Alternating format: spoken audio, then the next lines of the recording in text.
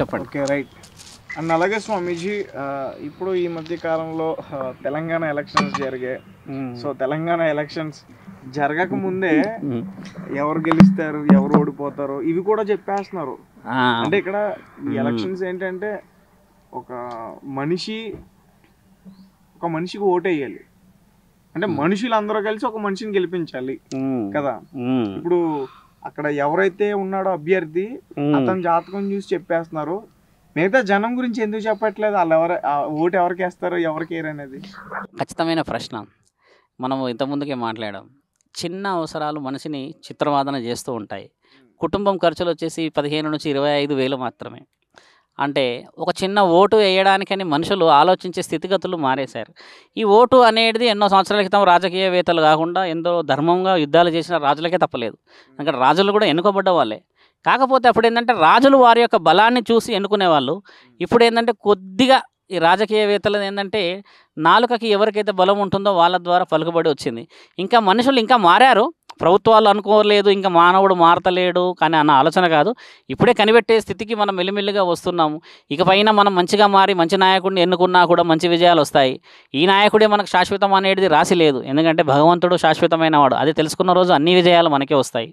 కాబట్టి ఏంటంటే రాజకీయవేత్తలను ఈయన గెలుస్తారు అని చెబుతున్నారు అనేది అవాస్తవం. మనిషిని గెలిస్తే ఏ రాజకీయ నాయకుడిని తెలుసుకోవాలనేది వీళ్ళకి తెలియాలి మొదట. అలా అనేది ఎలక్షన్స్ పెట్టింది అనేది అవాస్తవమైనది. ఎలక్షన్స్ పెట్టింది మన మనుషులు ఎన్నుకోమని చెప్పేసి మనమే ఎన్నుకుంటున్నాం. అది వాళ్ళైతే ఇలా చెప్పలేరు కదా, మీరు ఇలా ఇచ్చారా అలా ఇచ్చేమని అడగలేదు కదా.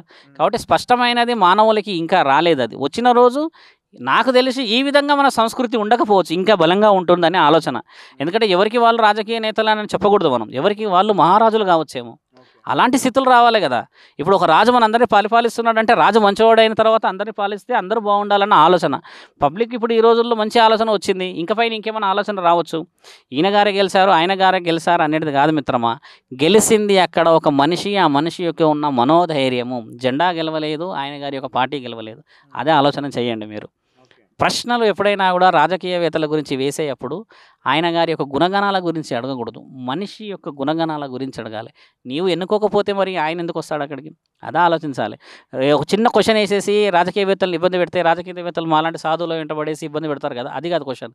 మనిషి యొక్క మనోధైర్యాన్ని ఎందుకు దెబ్బతినేలాగా తయారయ్యాడు అంటే తల్లిదండ్రులు మొదటి రాజకీయవేత్తలు, మనకి గురువు మనకి రెండో రాజకీయవేత్త. ఇది వదిలిపెట్టి మరి మూడో రాజకీయవేత్త ఎందుకు వచ్చాడు మరి? అది ఆలోచించాలి. సరే స్వామి, చెప్పండి. మరి ఈసారి ఆంధ్ర ఎలక్షన్స్ లో ఎవరు ముఖ్యమంత్రి అవుతారు? అధర్మమైన ప్రశ్నలకి అధర్మమైన జవాబులు మేము ఇవ్వలేము. కాబట్టి మేము శివసాధులం. శివుడి గురించి మా చేతుల్లో ఉన్న త్రిశూలాన్ని చూసి మీరు గౌరవిస్తారని, దైవానికి సంబంధించిన ప్రశ్నలే మాకు మంచి ఊపునిస్తాయని ఆలోచన చేస్తున్నాం. రాజకీయవేత్తలు ఎవరు గెలిచినా మాకు మా తండ్రి పెట్టే భిక్షణమే మాకు అన్నం. రాజకీయవేత్తలు ఉన్నా లేకున్నా మా తండ్రి మాకు ఇచ్చే ఆశీర్వాదమే పరమాన్నం. రాజకీయవేత్తలు వచ్చినా రాకున్నా మేము పోయేది అదే మట్టిలోకి. నేను రాజకీయవేత్తలు వీళ్ళు వస్తారంటే ఆయన వచ్చేసి మాకు మా గురువు గారికి బంగారు సమాధి కట్టరుగా. కాబట్టి మేము మట్టిలోకి పోవాలని ఆలోచిస్తున్నాం. ఓకే, చెప్పండి. ఓకే, అంటే మీ స్వాములందరూ కూడా ఎక్కువ వీటిని ఏమంటారు స్వామి? రుద్రాక్షలు, ఇంకా హారాలు అవన్నీ కూడా ఎప్పుడు ధరిస్తూ ఉంటారు. ఎందుకు అవన్నీ? రుద్రాక్షలు ధరించడానికి ముఖ్యమైన ఉద్దేశం ఏంటంటే మిత్రమా, మా మనసును మేము గెలుచుకోవాలిగా. మరి మేము ఇంతటి ఒక శరీరాన్ని నియంత్రణలో పెట్టుకోకుంటే, కామం అనేది ఈ భూమండలంలో మొదటి స్థాయిలో ఉంది. ఇప్పుడు ఒకప్పుడు కామం అనేది 5వ స్థానం. అంతకు ముందు మొదటి స్థానం ఏంటంటే బాధ్యత. అంతటికంటే మొదటి బాధ్యత ఏంటంటే విద్య. 3వ బాధ్యత ఏంటంటే తల్లిదండ్రులను చూసుకునే రక్షణ. 4వ బాధ్యత ఏంటంటే నీతో పాటు వచ్చిన సౌభాగ్యవతికి నీవు వీరుడవు. 5వ బాధ్యత వచ్చేసి మీరు అన్నట్టుగానే వేషాధారణ. ఇప్పుడు ఈ వేషాధారణ మొదటైపోయింది. ఎందుకంటే ఈ రోజుల్లో నిర్ణయించుకుంటున్నారు. నువ్వు వేసే రంగుల బట్టి, నీ యొక్క డబ్బును బట్టి, నీ యొక్క కారుని బట్టి నిన్ను నిర్ణయిస్తున్నారు. ఒకప్పుడు నీ గుణగణాలను చూసి నిర్ణయించేవాళ్ళు. క్షత్రియులు ఉండేవారు, క్షత్రియ విద్యలు చేసేవాళ్ళు. బ్రాహ్మణులు ఉండేవాళ్ళు, పౌరహిత్యం చేసేవాళ్ళు. ఇలాగ ఎన్నో విద్యలు ఉన్న వాళ్ళని వాళ్ళు నిర్ణయించుకునేవారు. ఇప్పుడు మా దేహాన్ని మేము మరి చెప్పుకోవాలి కదా, మేము శివభక్తులం అని. మరి శివభక్తులు అంటే రుద్రాక్షలు వెంటికలన్నీ వదిలిపెట్టి ఉండాలా స్వామి అని అడగవచ్చు. ఖచ్చితంగా మరి శివుడు వేరు, వెంకన్న బాబు వేరు, ఎక్కడ రాసింది? దుర్గమ్మ వేరు, ఎక్కడ రాసింది? అంటే మీరు శివభక్తులం మేము అని ఎందుకు చెప్తున్నాము? ఖచ్చితంగా అనొచ్చు. మంచి ప్రశ్న అడిగావు. శివభక్తులే అని అనడానికి ఏంటంటే, ఇప్పుడు దైవభక్తులు అని అంటే ఏ దైవభక్తు అని నీవే అడుగుతావుగా ప్రశ్న. అందుకే నీవు రెండో ప్రశ్నకి నీకు మొదట ఇచ్చిన జవాబు ఏంటంటే నేను శివభక్తుని అని. నువ్వు రెండో ప్రశ్న ఏం అడుగుతావు? స్వామి మీరే సాధువులు ఈ శివభక్తులు అని అంటే మరి వేరే వాళ్ళు ఏం కావాలి? దుర్గామాత భక్తులు ఉన్నారంటే దుర్గామాత భక్తులు లేరు. ముల్లోకాధిపతి స్కలుడు పైనుంచి కింద అన్నింటిలో ఆయననే ఉన్నాక ఆయన భక్తుడు కాకపోతే నీవు ఇంకెవడి భక్తుడు అవుతావు? శివుడే పరమాత్ముడు, పరమాత్ముడే శివుడు, లోకమంతా ఆయన్నే అని ఆయనే చెప్పినప్పుడు, ఆయనే దేవుడు అని దేవాది దేవతలు చెప్పినప్పుడు, పురాణాలు హితాలు యోగాలు యాగాలు చేసి మనోధైర్యంతో ఎందరో రాశారు ఋషువులు శివుడే దేవుడు అన్నప్పుడు, శివభక్తులని నేను చెప్పుకోవడానికి నాకు ఎందుకు అది? నేను ముఖండి ఈ భక్తుడిని, నేను ఎక్కడైనా త్రిశూలాన్ని పట్టుకొని నేను తిరుగుతా, నవ్వుతూ ఉంటారు నన్ను చూసి, వెళ్ళిపోతున్నాడు ఎక్కడో అని అంటే త్రిశూలాన్ని తీసుకొని పౌరుషంగా పోతా. ఎందుకంటే నేను న్యాయం ధర్మం అవతలి వ్యక్తి యొక్క అవసరం కోసం వెళ్తున్నా. నా కడుపు గురించి నా ఆలోచన గురించి వెళ్తే నీలాగా నేను ఉండేవాడుగా, నీ వేషం ఎలా ఉంది నా వేషం ఎలా ఉంది? శివభక్తుడు అని చెప్పుకోవడానికి ఎక్కడ కూడా సిగ్గు ఎందుకు ఇవ్వడం అంటే, శివభక్తుడితో పెట్టుకుంటే శివుడితోనే పెట్టుకున్నట్టే, శివుడితో పెట్టుకుంటే మానవుడికి జన్మ లేనట్టే. అంటే ధర్మం, శివుడే ధర్మం. వెంకటేశ్వర స్వామి ఉన్నాడు, నువ్వు అన్నట్టు కరెక్టే. ఆయన శివుడు పంపించిన ఒక వస్తువు రాసిందిగా పురాణాలలో, నారసింహుడు ఆయన పంపించిన ఒక వస్తువు రాసిందిగా పురాణాలలో, నీకుల దైవం నాకుల దైవం రాసింది కదా శివుడే పంపించాడని. సామావేదం, అధర్వణ వేదం, యజుర్వణ వేదం, తర్వాత చూడండి ఋగ్వేదం, అన్నిట్లలో శివుడే పరమాత్ముడు అని రాసింది. నీకు చెప్పాలంటే 4 వేదాలు వివరిస్తాను. మొదటి వేదంలో ఏం చెప్పాడు? ఋగ్వేదంలో శివుడే పరమాత్ముడు, అన్ని మానవ జన్మలకి ఆయనే కారకుడు. ఋగ్వేదంలో ఏమి చెప్పాడు? నువ్వు ఏ యజ్ఞం చేసినా, నువ్వు ఏ యాగము చేసినా, ఏ మునీశ్వరుడి నువ్వు తపస్సు చేసినా అది చేరాల్సింది ముక్కోటికే, అంటే ముక్కంటికే. తర్వాత వచ్చేసి చూడు, సామావేదంలో ఏమి వేశారంటే మిత్రమా బాగా గుర్తుపెట్టుకో, సకల కార్యాలకి కార్యసిద్ధుడు మన పరమేశ్వరుడే. అంటే అన్ని లోకాలలో ఉన్న జీవులకి ప్రేరేపణ అంటే ఏంది మిత్రమా? అంటే అల్లుకోవడము, అల్లిక, మళ్ళీ నిన్ను శిక్షించేవాడు పరమాత్ముడే అని రాసింది. తర్వాత చూడు కిందికి వచ్చినాక చూడండి, ఇది చాలా ముఖ్యమైనది. ఋగ్వేదం అంటే అధర్వణ వేదంలో ఏం రాసిందో తెలుసా? సకల దేవతలకి మరియు మానవులకి శక్తినిచ్చేది శివుడే అని. అంటే అష్టదిగ్గజాలలో ఆయనకున్న బలం ఎవరికీ లేదు కాబట్టే ఈ 4 వేదాలు శివుడి గురించే మాట్లాడాయి. అలాంటప్పుడు 4 వేదాల్లో 4 దేవతల గురించి మాట్లాడవచ్చు కదా. నేను శివుడిని గొప్పవాడాన్ని నేను ఇప్పటివరకు అనలేదు, కానీ శివభక్తుడు అని చెప్పుకోవడానికి గర్వంగా మాట్లాడాలి అంటున్నాను. ఎందుకంటే శివభక్తులు అంటే రక్షకులు. మరి అంతమంది అఖండ భూమండలం మీద సాధువులు కూర్చొని ఉన్నారు, మరి శివభక్తులే కూర్చున్నారుగా. వెంకటేశ్వర స్వామి భక్తులు కూర్చున్నారా? కూర్చోలేరు కదా అంతమంది.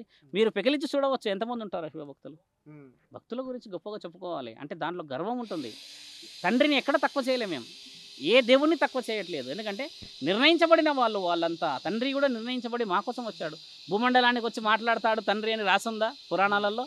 ఎవరితో మాట్లాడతాడు? వచ్చి భక్తులతో. ఎవరు మాట్లాడతాడు? శివుడు మాట్లాడతాడు. అంటే ఆయన పుట్టించుకున్న బిడ్డలతో ఆయన మాట్లాడడమే ఆయనకి ఇష్టం, కానీ వేరే దేవతలు మాట్లాడడం కూడా ఆయనకి ఇష్టం లేదు. అందుకని ఆయన ప్రత్యక్షంగా మాట్లాడతాడు భక్తులతో వచ్చి. రాసింది కదా మనకి శ్రీశైలంలో బ్రహ్మరాంబికకి ముక్కు పుడక వరకు నీళ్ళు వచ్చినప్పుడు తండ్రి ప్రత్యక్షంగా భక్తులతో మాట్లాడతాడు వచ్చి అని చెప్పేసి. అందుకే శివభక్తులకి పౌరుషము పొగరు ఎక్కువ, ఎందుకంటే సాక్షాత్తు ముల్లోకాధిపతినే మాట్లాడతామని. మిగతా దేవతల గురించి తక్కువ చేయట్లేదు కదా అక్కడ. ఆయనే ఇచ్చిండు కదా ఆ అర్హత. నువ్వు నలుగురికి అన్నావు అనుకో, నువ్వు నలుగురిని నీ ఇష్టం బిడ్డ నన్ను ఎప్పుడైనా గెలవడానికి రా, నువ్వే పర్మిషన్ ఇచ్చాక చుట్టుపక్కల వాళ్ళని పట్టించుకుంటామా? అందుకని ఆయన గర్వాన్ని సంపాదించాడు, ఆయన దాన్ని సాధించలేడు. మనందరం కలిసి ఆయనకి ఇచ్చాం విలువ. నేను ఇంతకుముందు కూడా చెప్పా, ఆయన రథసారథి కాదు, ఆయన సారథి అని. ఈ రథం అంతా మానవులం మనం. ఆయన మన మీద ఎప్పుడు కూడా సారీ చేయలేడు.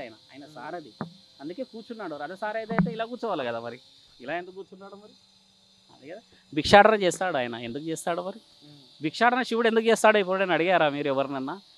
ఆ ప్రశ్నకి జవాబు మీకు చెప్పమంటే సమయం ఉంటే చెప్తా, మళ్ళీ ఇంకోసారి అడిగినా చెప్తా. భిక్షాటన చేయడానికి గల కారణం, నువ్వు పెట్టే రుచికరమైన భోజనంలో మనస్సు ప్రశాంతంగా ఉందా లేదా, నేను పెట్టిన నా పిల్లలు న్యాయంగా సంపాదిస్తున్నారా లేదా, అసలు వీళ్ళ దగ్గర తినడానికి గతి స్థితి ఉందా లేదా అని నీవు పక్కనున్న వాళ్ళని ఎవరైనా పంపిస్తే నా బిడ్డల గురించి తప్పు చెప్తాడేమో అని సాక్షాత్తు ఈయననే వచ్చి భవతి భిక్షాందేహి అని అడుగుతాడు. అంటే ఆయన పెట్టుకున్న నమ్మకం, నేనే పుట్టించుకున్న వాడిని నేనే అడిగి తెలుసుకుంటా ఎలా పెడుతున్నాడు అని. అదొక అర్థం ఉన్న భిక్షాటనే కదా. మరి సాక్షాత్తు అన్నపూర్ణదేవి నెత్తి మీద ఉన్నప్పుడు ఈయన కూర్చొని పంచపక్ష పూర్ణం అని మనం పరమాత్ముడి వరుసలో ఉన్నామా, లేకపోతే పరమాత్ముడు మన వరుసలో ఉన్నాడా? ఎప్పటికైనా మనం పరమాత్ముడు వరుసలోనే ఉండాలి కదా. ఇప్పుడు ఇవన్నీ క్రియేట్ చేసుకున్నావు, ఎడిగిపోతున్నావు. మరి గెలువు, మరి నీ చావుని గెలిచేసి పెట్ట కదా, మరి గెలవలేవు కదా. అందుకనే శివుడి యొక్క మాట వస్తే గర్వంగానే మాట్లాడాలి, తప్పు లేదు అందులో. నేను ఎవరిని తక్కువ చేయలే, అందరు దేవుళ్ళు మాకు తల్లులు తండ్రులతో సమానం. ఓకే, చెప్పండి. రైట్, గురువుగారితో మాట్లాడండి. గురువుగారితో. మీరు గురువుగారితో మాట్లాడుతుంది ముందు